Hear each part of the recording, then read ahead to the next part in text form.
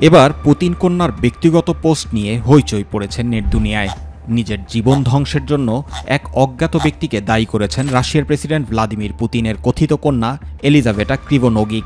টেলিগ্রামে এক গোপনীয় পোস্টে তিনি লেখেন, আবার সবার সামনে নিজের মুখ দেখাতে পারা মুক্তির মতো। এটা মনে করিয়ে দেয় আমি কে আর কে আমার জীবনটা শেষ করে দিয়েছে। জার্মান সংবাদ মাধ্যম বিল্ড দাবি করেছে ২২ বছর বয়সী এলিজাভেটার এই মন্তব্য পুতিনকেই ইঙ্গিত করে, যদিও তিনি কারোর নাম বলেননি। ২০০৩ সালে জন্ম নেওয়া এলিজাভেটাকে রুশ প্রেসিডেন্ট ও তার সাবেক পরিচারিকা ভেতলানা ক্রিভোনোগিকের মেয়ে বলে মনে করা হয়। ২০২০ সালে রুশ অনুসন্ধানী সংবাদ মাধ্যম প্রো-ইক্ট দাবি করে পুতিনের সঙ্গে সম্পর্কের জেরেই ভেতলানা $১০০ কোটি সম্পদের মালিক হন।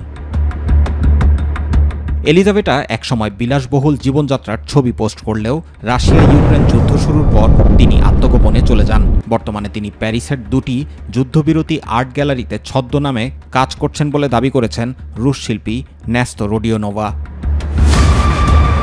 এলিজাভেটা বর্তমানে প্যারিসের দুটি শিল্প গ্যালারিতে কাজ করেন, যেগুলো যুদ্ধবিরোধী শিল্প প্রদর্শনের জন্য পরিচিত। তিনি সেখানে ছদ্মনাম রুদনোভা ব্যবহার করেন, তবে ক্রেমলিন এসব দাবি ভিত্তিহীন বলে প্রত্যাখ্যান করেছে।